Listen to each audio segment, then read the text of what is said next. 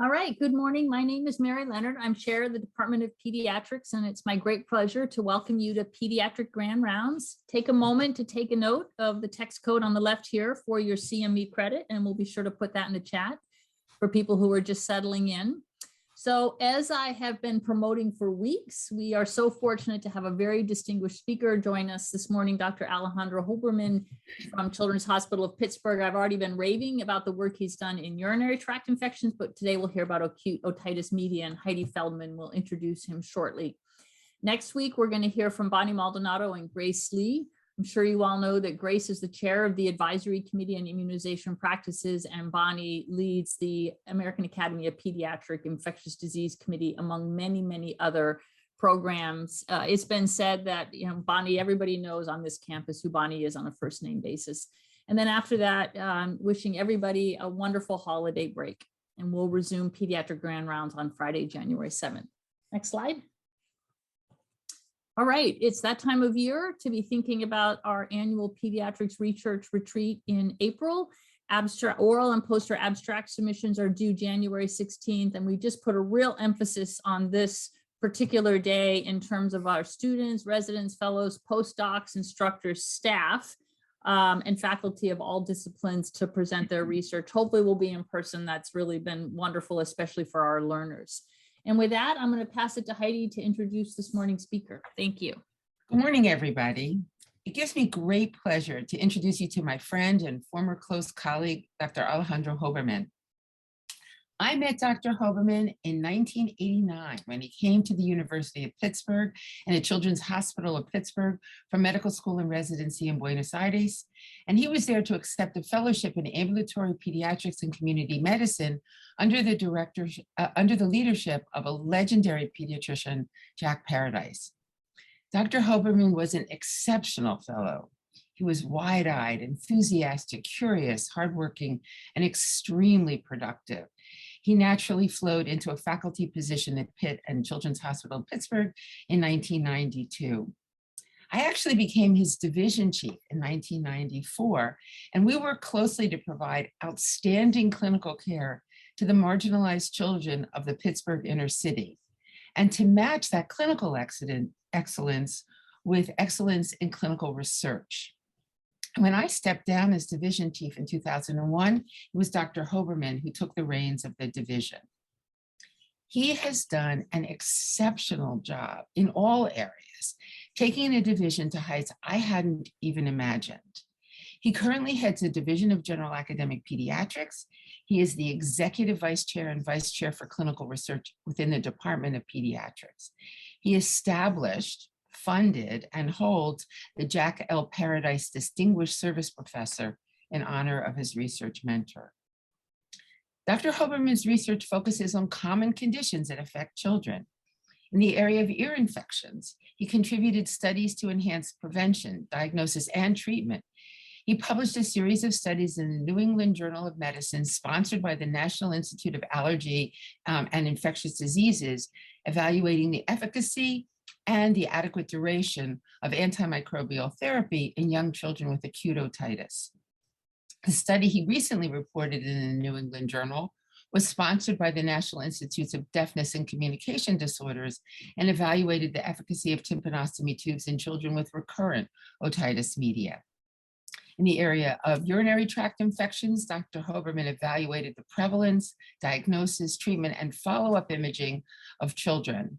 He published in the New England Journal of Medicine a National Institute of Diabetes and Digestive and Kidney Diseases study sponsored by that organization, evaluating the efficacy of antimicrobial prophylaxis in children with vesicular-ureteral reflux.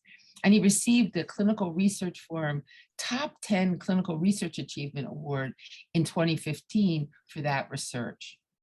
The Pittsburgh research team has recently completed 2 NIH-sponsored UTI trials evaluating a short course of therapy for UTI in children, and another study led by his protege and now colleague, Dr. Nader Sheikh, a study evaluating corticosteroids in preventing renal scarring in children with febrile UTI.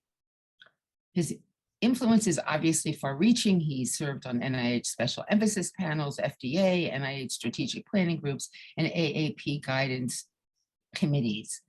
I want you to know that as division chief, he didn't ignore teaching. His division was actually the recipient of the 2009 Academic Pediatric Association Outstanding Teaching Award. And in 2017, while still division chief, Dr. Hoberman took on the administrative responsibilities as president of the UPMC Children's Community Pediatrics. It's a large primary care pediatrics organization in Pennsylvania with 58 offices and over 900,000 yearly visits. So in the Pittsburgh system, the academic and community pediatrics are now linked through a single leader. With all of this impressive accomplishment, Alejandro has remained the warm, enthusiastic, generous, deeply loyal, and trustworthy person I met over 30 years ago. That's why I'm so excited for you to meet and learn from him. Dr. Hoberman. Thank you, Heidi. Good morning. Thank you, Dr. Leonard, for inviting me. Thank you, Heidi, for inviting me. Thank you for the warm introduction. It's wonderful to be visiting with all of you here at Stanford. My goal for this morning is to talk about improving accuracy in the diagnosis and management of acute otitis media in children. I have to disclose that I have 2 patents through the University of Pittsburgh, one related to a reduced clavulanate concentration of amoxicillin clavulanate, and a second one that looks at aids in the diagnosis of otitis media, classifying tympanic membrane images, and I'm an advisor to Kaizen Biosciences. Acute otitis media is a very common pediatric infection. It accounts for 18% of ambulatory visits. In the 1 to 4-year-old group, it's about 11 million visits every year. There are 280,000 tube operations in children aged less than 3 years of age at a direct cost of $2 billion and about the same amount in indirect costs. The peak incidence is during the first 2 years of life.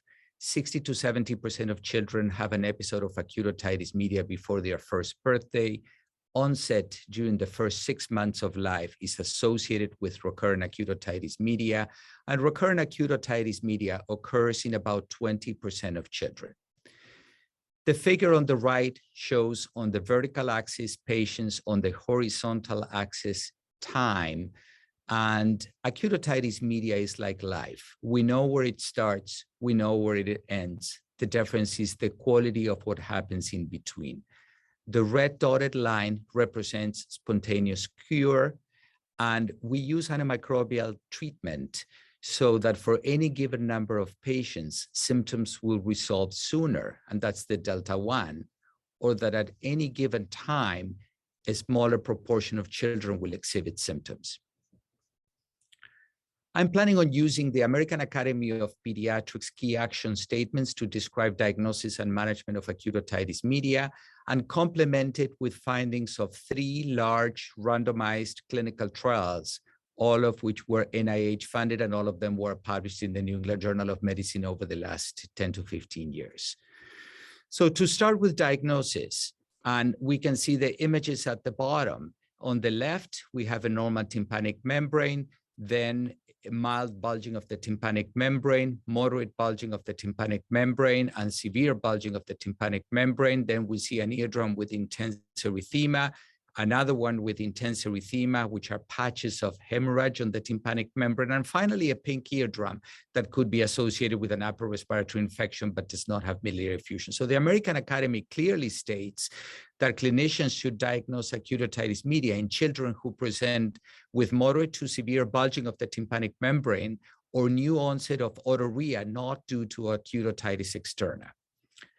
So that would be the moderate or severe bulging of the tympanic membrane. 1B, clinicians should diagnose acute otitis media in children who present with mild bulging of the tympanic membrane and recent, less than 48 hours, onset of ear pain, holding, tapping, rubbing of the ear in a nonverbal child, or intense erythema of the tympanic membrane. So if they have mild bulging, they need other findings of acute inflammation like intense erythema or otalgia.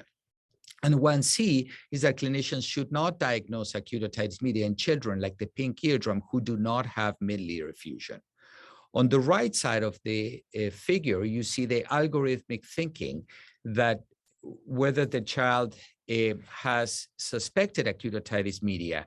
The first question is whether bulging of the tympanic membrane is present or absent. If it's present, it's acute otitis media. It's absent, then the question becomes, is there opacification of the tympanic membrane or an air fluid interface?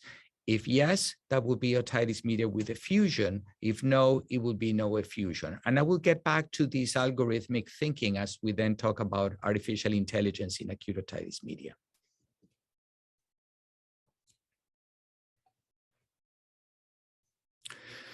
The first of the clinical trials I want to talk about was a placebo-controlled study we conducted that was funded by NIAID and NICHD, in which we assessed for eligibility about almost 1,400 children.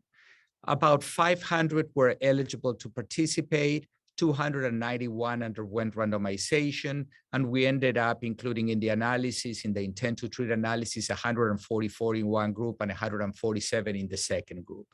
And the demographic and clinical characteristics of all these studies are going to be remarkably similar. The first one shows that over 50% of the children were between 6 months and 11 months of age.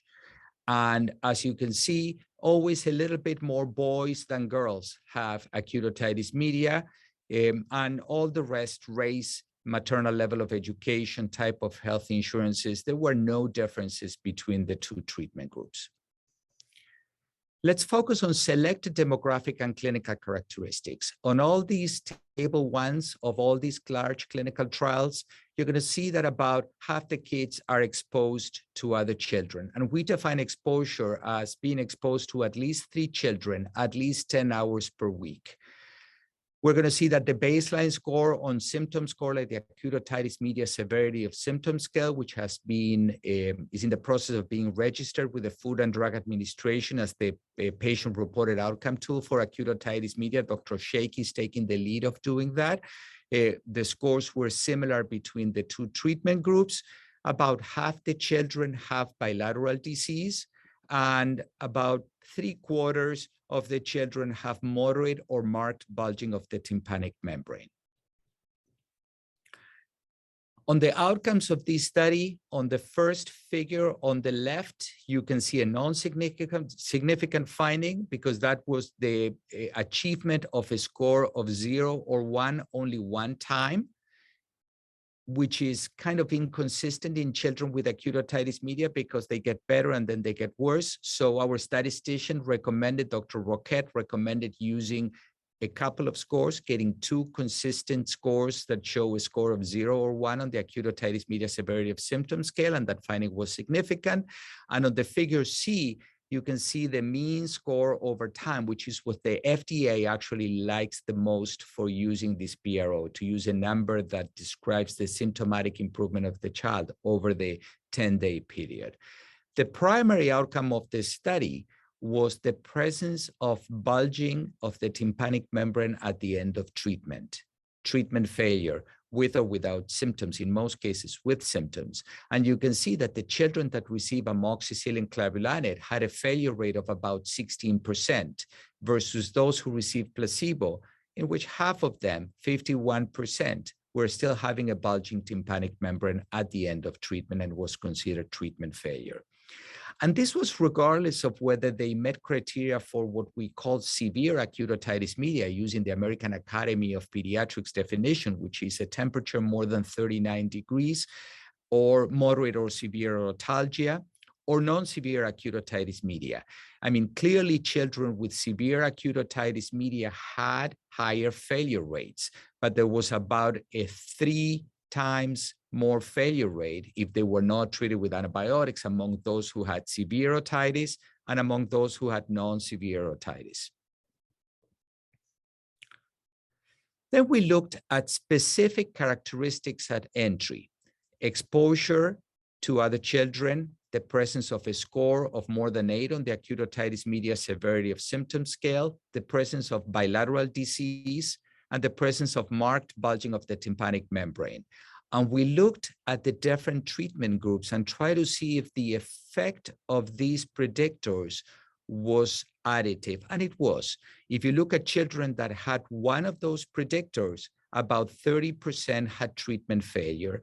If they had two, it was almost 60%. If you have three, you've got 75%. And if you had all four findings, exposure, a high score, bilateral disease, and marked bulging of the tympanic membrane, 100% of the few children that were in that category had treatment failure. Once we looked at adverse events in a placebo-controlled study like this one, there was one child that developed mastoiditis in the placebo group that resolved fairly fast within 24 hours of hospitalization and treated with ceftriaxone. There was a little bit more protocol-defined diarrhea among children who received antibiotics. There was more diaper dermatitis among children who received amoxicillin clavulanate. There was more oral thrush among those who received antibiotics, but there were more perforations of the tympanic membrane among those who did not receive antibiotics. We then combined the findings of our study with a very similar study that was published by Paula Taitanen from Finland in the same issue of the New England Journal of Medicine, because we were concerned about lining up patients from the least severe to the most severe categorization of acute otitis media. So we first have unilateral non-severe, unilateral severe, bilateral non-severe, and bilateral severe acute otitis media. And we combined the two studies only with the finished data in children less than 24 months of age, because their study went up to 35 months of age. So we used only the data under age 2, as our study was only under age 2. And then we looked at the relative risk and the number needed to treat in all the categories. And there was no difference whatsoever in the relative risk, in absolute risk reduction, and of course, number needed to treat was the same in the unilateral non-severe through the bilateral severe group, which contradicts what the American Academy of Pediatrics ended up recommending in the 6 months to 2 years old for the unilateral acute otitis media without otorrhea, in which they gave an option of observation there. And the number needed to treat is exactly the same as the bilateral severe acute otitis media. So let's move on to the second key action statement that deals with antimicrobial therapy. So it says that clinicians should prescribe amoxicillin for acute otitis media when a decision to treat with antibiotic has been made and the child has not received amoxicillin in the last 30 days, or the child does not have concurrent purulent conjunctivitis, or the child is not allergic to antibiotics. Clinicians should prescribe an antibiotic with additional coverage for acute otitis media when a decision to treat has been made and the child has received amoxicillin within 30 days, or has concurrent purulent conjunctivitis, or has had acute otitis media that are responsive to amoxicillin. And clinicians should reassess the patient if the caregiver reports that the child's symptoms have worsened or failed to respond to initial antibiotic treatment within 48 to 72 hours and determine whether a change of therapy is needed. So if you treat acute otitis media, the answers are very simple. It's going to be amoxicillin or amoxicillin clavulanate according to the guidelines at 80 to 90 milligrams per kilo. Alternative treatment would be only if there is true penicillin allergy, but we do know that penicillin allergies are a lot less common than what we used to think. And the 10% that was quoted in the past is not true. It's most likely to be in the 2% range as opposed to the 10% range. When amoxicillin fails, the recommendation is to use amoxicillin clavulanate at 90 milligrams per kilo of the amoxicillin component, or if the child was treated with amoxicillin clavulanate, to use ceftriaxone, with the caveat that our group and Ellen Wald many years ago started using, instead of 50 milligrams per kilo, we use 75 milligrams per kilo, which achieves really high levels and allows you to use 2 shots instead of 3 shots. And we give the injections, intramuscular injections of ceftriaxones, separated by 48 hours, not by 24 hours. So we only use 2 injections instead of 3 daily injections. There is no mention of any cephalosporins. There is no mention to azithromycin or any other antibiotics. And the concern about cephalosporins like cefdinir is that it provides poor coverage for beta-lactamase producing organisms or for penicillin intermediate or resistant organisms. So it's basically amoxicillin or amoxicillin clavulanate, and then moving on to ceftriaxone. We then try to determine on the second clinical trial whether we can shorten the duration of treatment for children with acute otitis media. And sponsored by NIAID on a contract with NIAID, we were supposed to randomize 600 patients, 6 to 23 months over a 5-year period at 3 sites. The efficacy of antibiotics was going to be determined by using a consistent treatment strategy during the entire respiratory season. So every time these children had acute otitis media, they were treated with either a reduced duration treatment, which consisted of 5 days of amoxicillin clavulanate followed by 5 days of placebo, or standard duration treatment, which was 10 days of amoxicillin clavulanate in a double-blind fashion.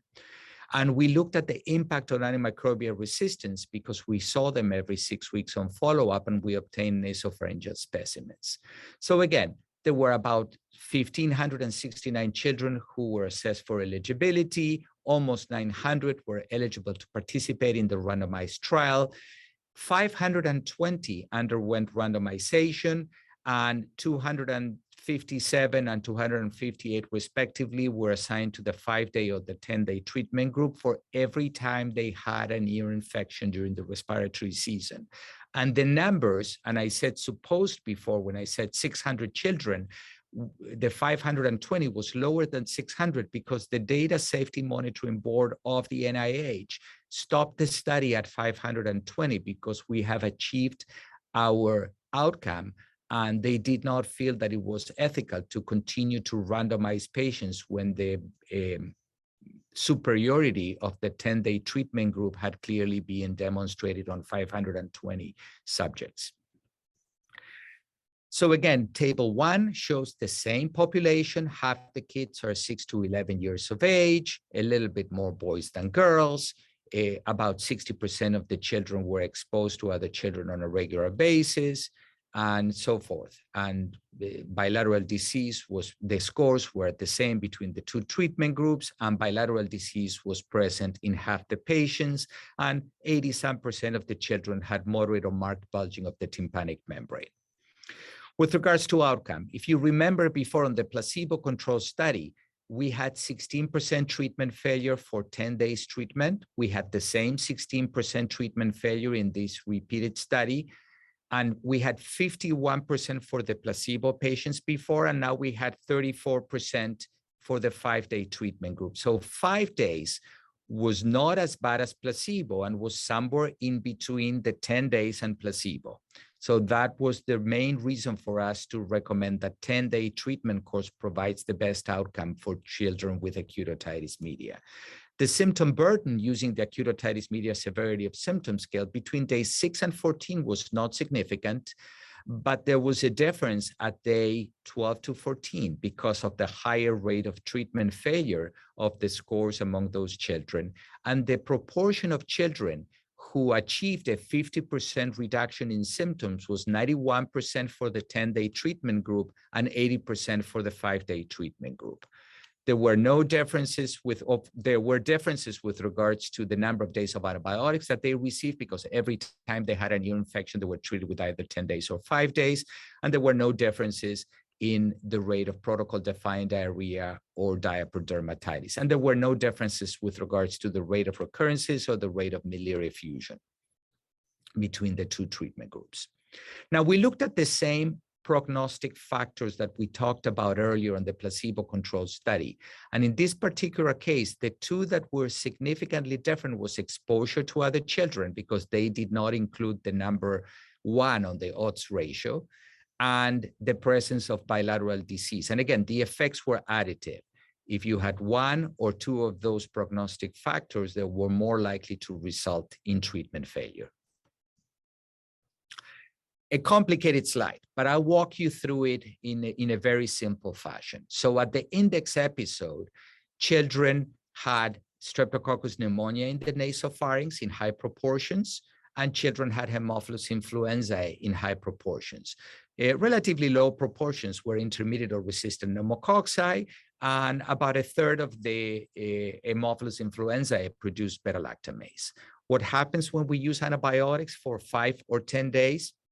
If we drastically reduce the colonization with Streptococcus pneumoniae, and we do not touch Haemophilus influenzae in the nasopharynx. That has been well documented before. There is little effect of antibiotic on Haemophilus influenzae.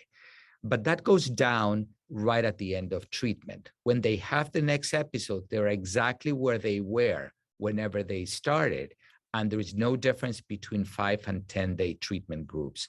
When they come for routine non-illness visit, Q6-week visits, there was no difference between the two treatment groups.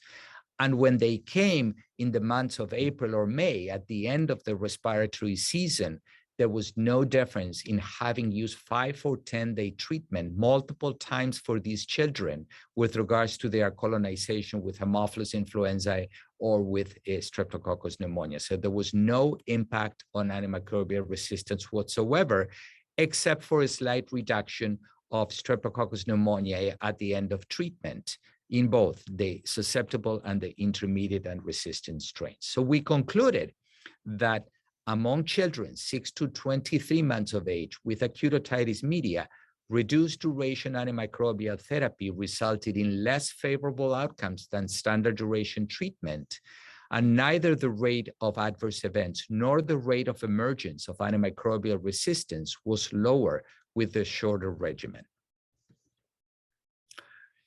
Let's digress a little bit to talk about adverse effects of antibiotics. Once we use amoxicillin, in multiple studies has been documented that children have about 17% or 18% of chances of having a diarrhea. We usually protocol-defined diarrhea as the presence of 3 watery stools in one day or 2 watery stools on 2 consecutive days.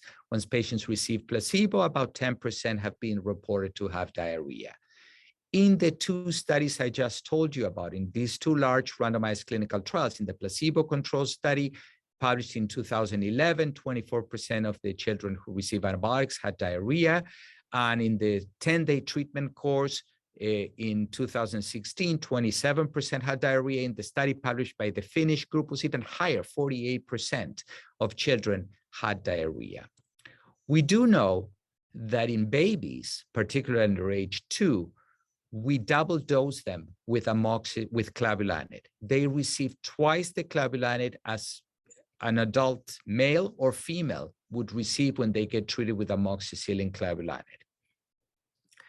And we also know, because we've done work with Boston Medical Center with Steve Pelton at Boston, in which we used French strains of Haemophilus influenzae that are high producers of beta-lactamase. And we tested a formulation we called LP001 that had half the clavulanate as the regular formulation that we can prescribe nowadays. So instead of being 14:1, had 28:1 of the clavulanate component. And we found that the MICs of those recalcitrant strains of Haemophilus influenzae, beta-lactamase producing strains, was the same, and that was pretty much equivalent. So we then used the data from the placebo-controlled study and the 5 versus 10-day study on the left side of the table, 401 children, the ones that received 10 days of treatment, to compare with an open label study that we reported in Antimicrobial Agents and Chemotherapy, where we cut down the clavulanate to 50%, 55% in the final part 2 of the study, which is the 72 patients on the right. So instead of getting 6.4 milligrams of clavulanate, they received 2.85% milligrams of clavulanate and slightly less amoxicillin. Instead of 90 per kilo, 80 per kilo. And we compare them with those historical controls. The population was a very similar population. Half the kids were less than 1 year of age. About 50 to 60% of the kids were exposed to other children on a daycare setting. The scores were about the same. Bilateral acute otitis media was about the same, and moderate or marked bulging of the tympanic membrane was present in 80 to 90% of the children enrolled in this study.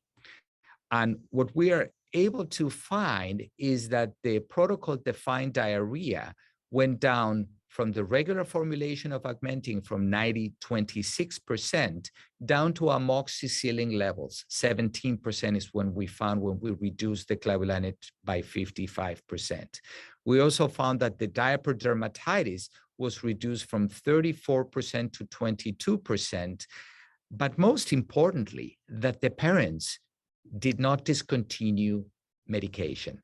It went from 10% of parents who stopped giving the antibiotic because of adverse events to 1%, one patient out of 72 discontinued medication.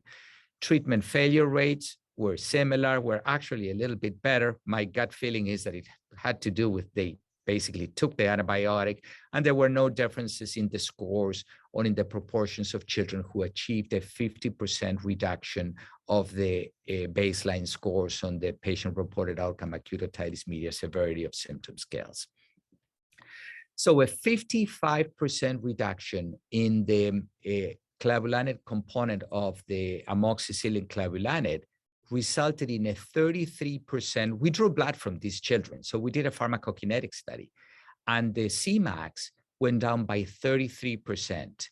And the area under the curve went down by 5%, which tells me one of two things, that either the children under 2 years of age absorb a lot more clavulanate, or that they have a reduced excretion because of not having achieved full GFR, or a combination of both. They absorb more and excrete less, which results in they have a bioavailability of clavulanate that it's much higher than in older children and adults, and that results in the high adverse event profile of this medication. And we also found that both on the left for Streptococcus pneumoniae and on the right for Haemophilus influenzae, the red dotted line shows the levels that are needed to achieve eradication of those organisms, that the levels that achieved with less than half the dose were sufficient for a period of time that is sufficient to treat the infection. And we're in the process of meeting with the Food and Drug Administration on launching a clinical trial that will be seeking approval for FDA label of this reduced concentration clavulanate formulation. I want to migrate now to diagnosis of otitis media, that algorithm that I shared with you at the beginning, and a little bit of thinking about artificial intelligence. And these are my partners in crime. Jelena Kovacevic used to be the head of electrical and computer engineering at Carnegie Mellon University. She's now the dean of engineering at NYU, and Nader Sheikh is my partner in crimes at General Academic Pediatrics.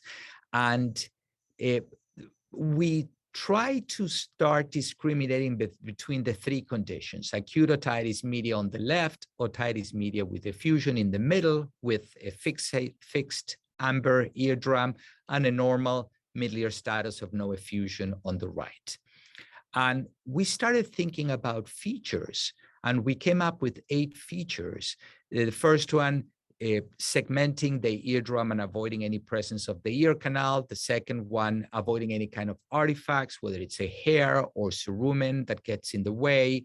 And we basically, what the software will do, will Photoshop those with pixels around those pixels, then takes the center area of the tympanic membrane and opens it up, measuring the number of pixels, then looking at lighting and looking at topography, looking at heat maps of bulging of the tympanic membrane. We secured 2 patents in this area, and then we compared an automated classifier like we use, which was 90% accurate, with generic classifiers.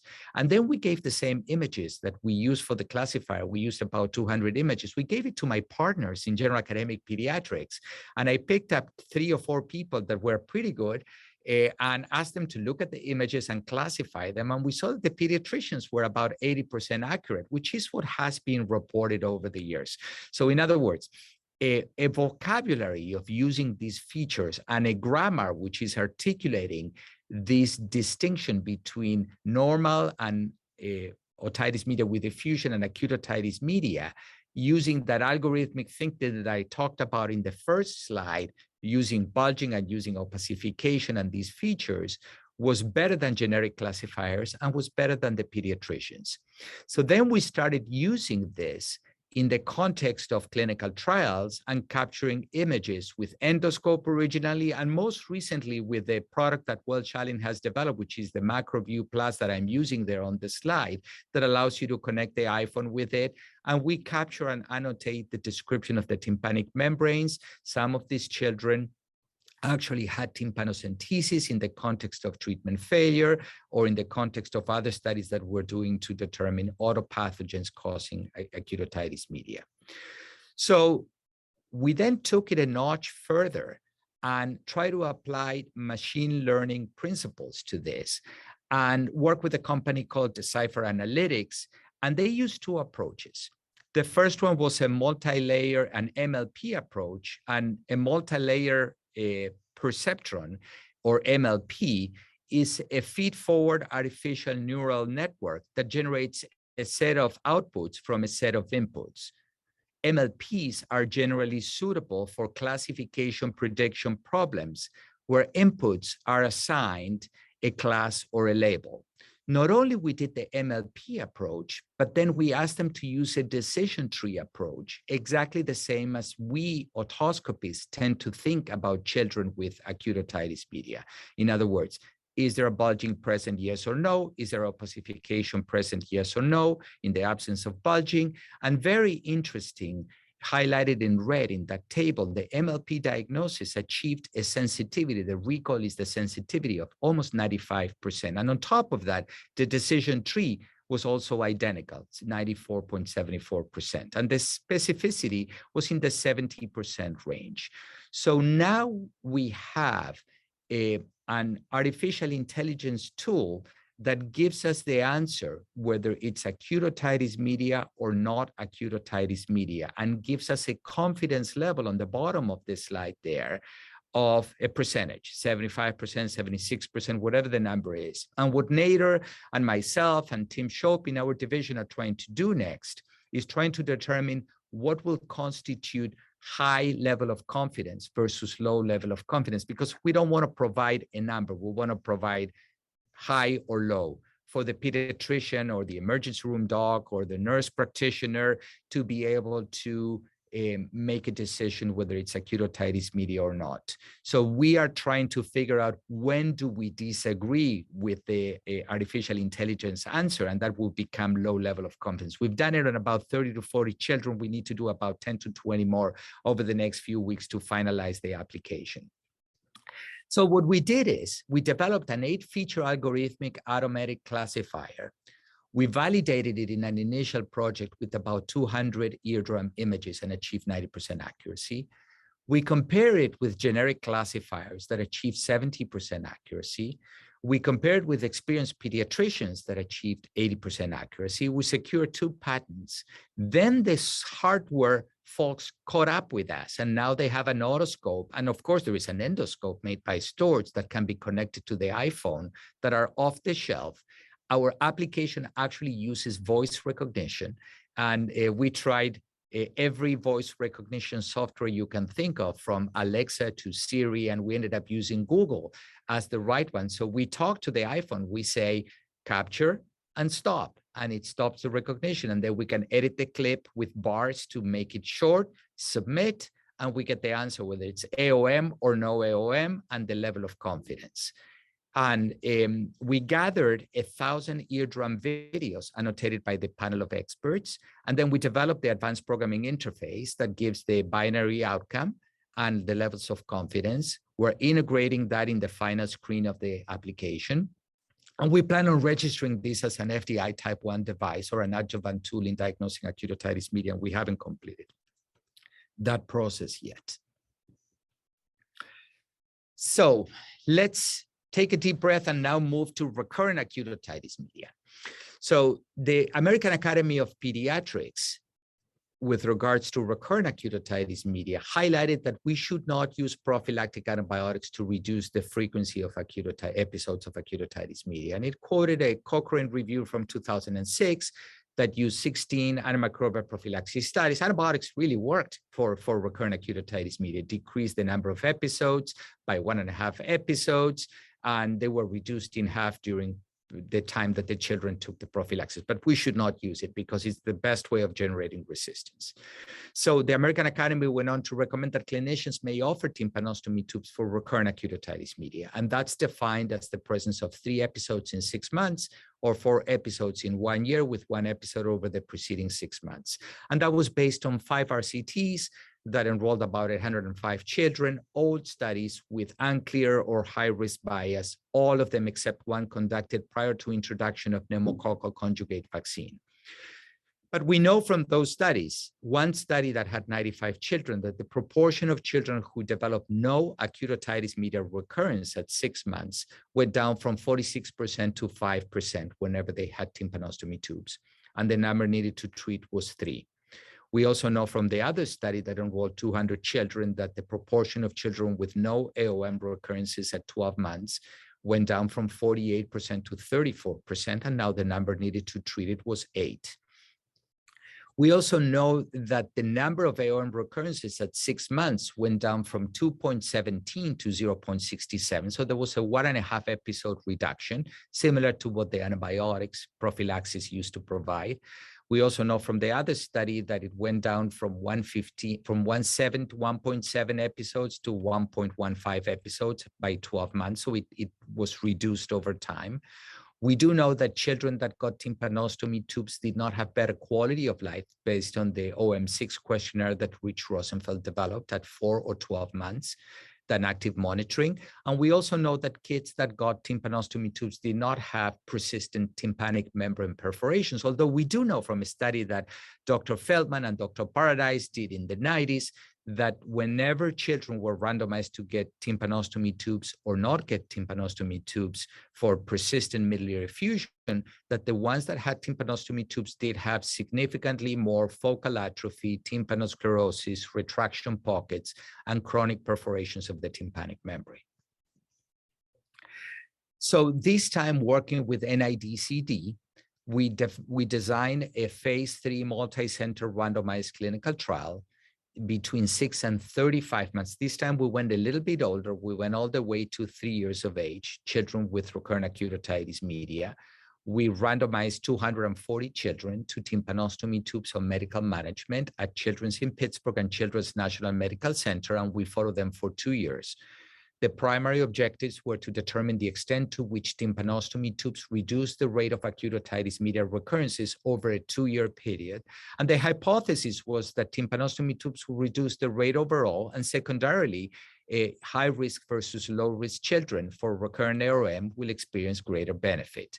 And secondary objectives were to determine whether tympanostomy tubes versus medical management resulted in reduced antimicrobial resistance of nasopharyngeal pathogens or greater cost effectiveness in the high risk versus the low risk groups.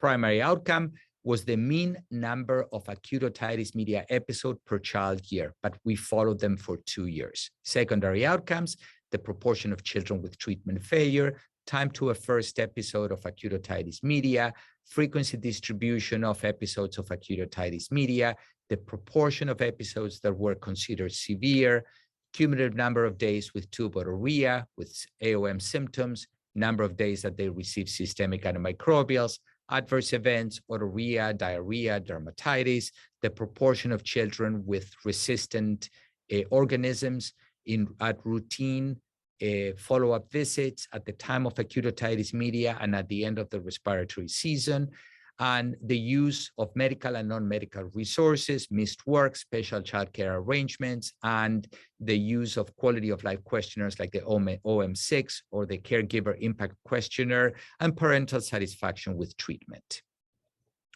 We define treatment failure in a complex way, meeting again the criteria for recurrent acute otitis media. So if we randomize them because they had 3 in 6 months, if they had 2 more over the next 3 months, or 3 in 6 months, or 4 in 1 year, they would be considered a treatment failure and offer the tympanostomy tubes if they were not in that group.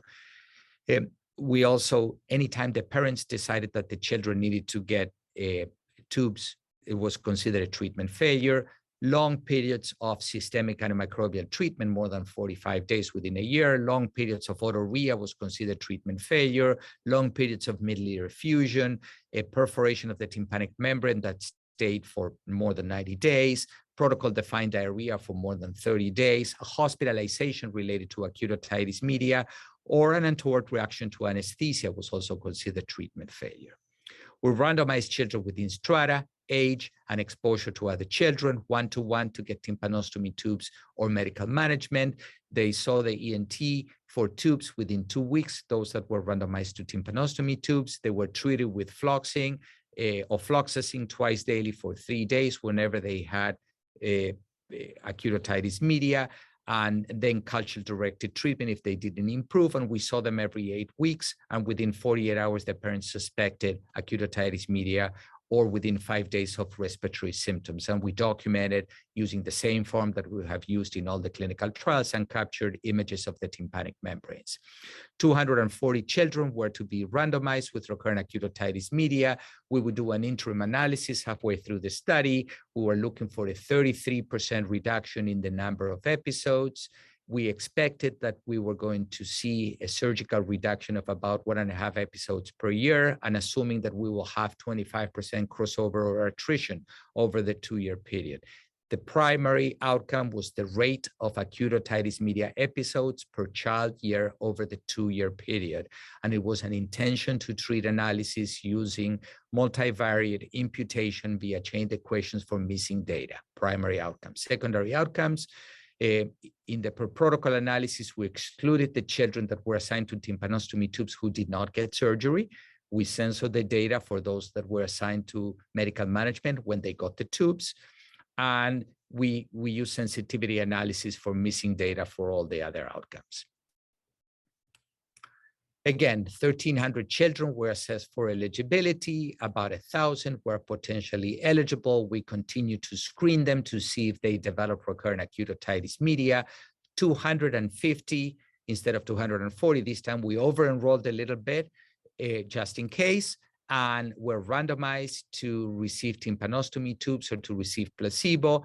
There were 13 children in the tympanostomy tube group whose parents declined, even though they agreed to randomization. Once they were randomized to tubes, they declined to have the tubes placed. And there were 54 patients of the 121 that were assigned to the medical management group who ended up receiving tympanostomy tubes.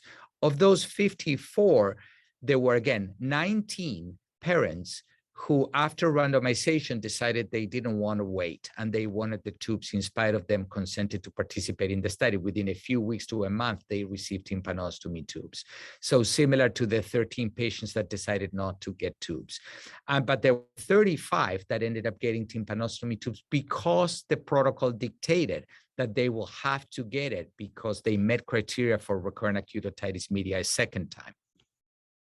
So again, same population of children. Half the kids, most of the kids were under 2 years of age, only like 7 and 9% respectively, 10 and 7% respectively were more between 2 and 3 years of age. Again, more boys than girls, similar between the two treatment groups. In this case, these children had recurrent acute otitis media, so most likely to be in a daycare setting. 80% were exposed to other children, and almost all of them they were equally divided between having high risk for recurrence or low risk for recurrent acute otitis media. Main outcome of the study was that the rate per child year over the 2-year period did not differ between the two treatment groups, 1.48 versus 1.56.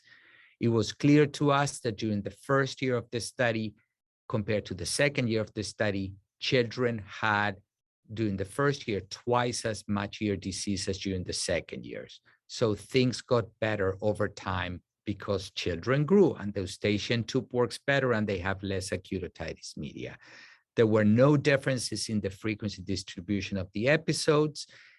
Interestingly enough, there was no difference. Dr. Wald in the editorial on the New England Journal of Medicine pointed out that children who received tympanostomy tubes tend to have less severe ear disease. That wasn't the case. So half the kids had non-severe and severe acute otitis media, and they were equally distributed in both treatment groups. Of course, there was more treatment failures among the ones who had medical management, and that is strictly related to the 19 parents who opted to have the tubes placed immediately after randomization. If you take those 19 patients out, there's no difference at all between the two treatment groups. And of course, there was more urea amongst the ones that got tympanostomy tubes, and there were more symptoms of acute otitis media among the ones that did not have tympanostomy tubes. And there were no differences, among all the other outcomes, quality of life, use of medical resources and non-medical resources between the two treatment groups. And NATO Shake is publishing a paper on the cost effectiveness, and it's not going to be cost effective. And that's to be reported soon. There were no significant differences, although there was a little bit more diarrhea among the ones that got medical management compared to tympanostomy tubes. There was more urea among the ones that got tympanostomy tubes. And basically, the main benefit of tympanostomy tubes was that it delayed by about 2 months the occurrence of the first episode of acute otitis media. That was significantly different between the two treatment groups. It was a secondary outcomes, time to first event, but there was no difference in the rate of episodes and all the other outcomes that we discussed. Interestingly enough, there was no difference in the likelihood of children who had multiple courses of antibiotics versus the one that got tympanostomy tubes, having a non-susceptible pathogen at the time of acute otitis media visits. There was no difference in the likelihood of having a non-susceptible pathogen in the nasopharynx at non-illness visits. And there was no difference at the end of the respiratory season. So it had no benefit with regards to antimicrobial resistance, which is a frequently quoted reason to place tympanostomy tubes, so we can use topical drugs and avoid antimicrobial resistance. So it wasn't the case. So what did I tell you during the last 45 minutes? I told you that acute otitis media is frequently misdiagnosed, that tympanic membrane bulging should be required, that in children 6 to 23 months with acute otitis media, antimicrobial therapy is beneficial. It reduces the time to resolution of symptoms and the symptom burden. The rate of persistent otoscopic signs of acute infection, bulging at the end of treatment, and that's regardless of laterality and likely severity of the infection. I also told you that children 6 to 23 months with acute otitis media, reducing the duration to 5 days resulted in less favorable outcomes than the 10-day duration, with no benefits with regards to adverse events or the emergence of antimicrobial resistance. I also told you that tympanostomy tubes was not superior to medical management in reducing the 2-year rate of acute otitis media episodes, and that further research is warranted on improved diagnostics and the enhanced safety profile of the antibiotics we frequently use for acute otitis media. I just want to pause and thank you very much for your attention. And Heidi, back to you. Oh my goodness, Alejandro. I think that your body of work is the kind of chapter that we should give to residents and fellows to demonstrate how to be a really outstanding clinical researcher. So we have a couple of questions here, and I thought I'd start with some that are not quite as tightly tied to the research, but seem quite interesting, and then some that are more tied to the research. So the first one is, what have you seen in COVID in terms of the prevalence of acute otitis media and the age distribution of the condition, especially in the period where children spent more time at home?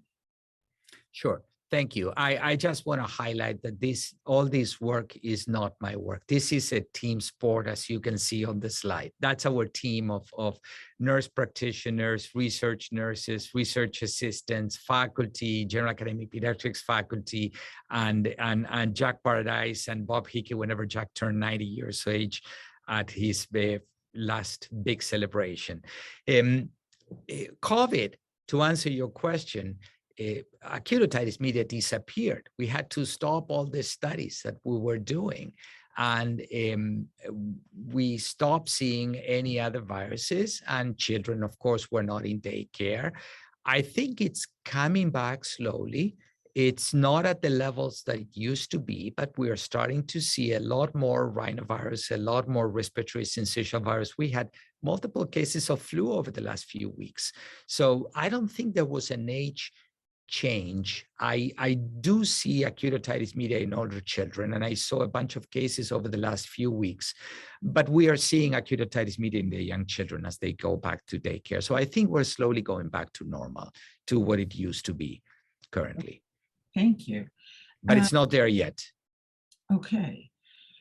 There's a question about how you envision using the automated system for looking at the tympanic membrane and sending the information, and the AI algorithms for determining acute versus recurrent or chronic otitis media. How could we use those in low resource settings? So I would think about the process for the use of these tools. It's very preliminary. It would be to eventually have decision support systems where you would have one otoscope that, and these are relatively not very expensive otoscopes. That the one that I tested recently from Welch-Allyn is a little bit more than the otoscopes we use in all clinical settings, that allows us to capture into the electronic health record an image. The dream would be that a patient will walk in and the image of the tympanic membrane could be obtained like a vital sign, where into the electronic health record, you will get an answer of AOM, no AOM. And then if you think otherwise, you'll have to look again because the tool is going to be right. The problem is that in many instances, particularly in babies, we're going to be running into cerumen.